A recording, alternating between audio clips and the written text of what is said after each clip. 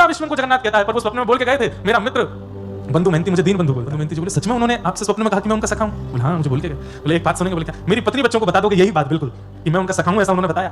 पत्नी बच्चों को उठाया रात्रि पे और देखो देखो कौन आया, और इनको पूरी बात बताओ, बस इनके जितने विश्वास प्रकट करा दो कि वो मुझे अपना सखा मानते हैं। बोले कि हाँ, उन्होंने सखा माना है और ये प्रसादी भेजी है। प्रसादी पे से वस्त्र हटाया, आहा इतना प्रसाद, अद्भुत प्रसाद। बंधु मेहंती जी और पूरा परिवार ठाकुर श्री जगन्नाथ जी के निज थाल में बैठ करके पा रहे हैं। और इतने में जगन्नाथ जी बोले अच्छा मैं चलता हूं, मेरे जाने का समय हो गया, सुबह उठ करके थाल धो धा करके भीतर ले जाना, ठाकुर जी का है। बंधु मेहंती जी बोले ठीक है। ठाकुर जी जाकर के व्यवस्थित हो गए। यहां सुबह जैसे ही द्वार खुले और ठाकुर जी का मंगला भोग लाने के लिए थाल ढूंढा गया, थाली नहीं मिले। कैसे ठाकुर जी खेलते हैं, पूरे जगन्नाथपुरी में हल्ला हो गया, ठाकुर जी का रत्न थाल खो गया, ठाकुर जी का रत्न थाल किसी ने चुरा लिया। इतने में बंधु मेहंती जी बढ़िया मांझ मूंछ करके बढ़िया साफ करके और सिर पर धर के थाल लेकर के आ रहे थे। जैसे थाल पर दृष्टि पड़ी, सब पुजारी दौड़े, ए तो जगन्नाथ महाप्रभु का थाल है, तुम कहां से लेकर के गए? बोले रात में इसी में तो महाप्रसाद पाया था हमने। एक पुजारी जी थे लंबे से चौड़े से, नीले नीले से, वही देके गए।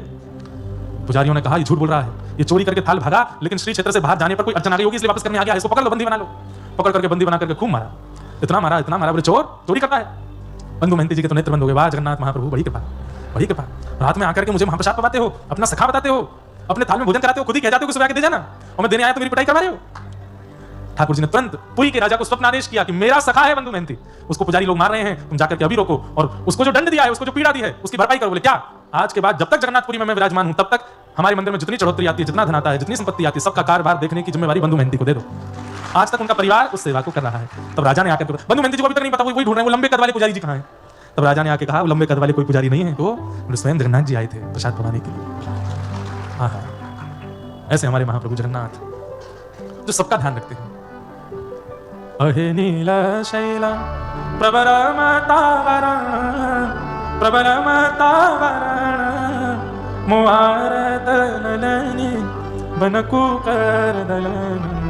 अहे नीला शैला कहे साल बेग हीन जाति रे मुझम, हे साल बेग हीन जाति रे मुझमन, श्रीरंगा चरण तले करुवछि अपन, अहे नीला शैला।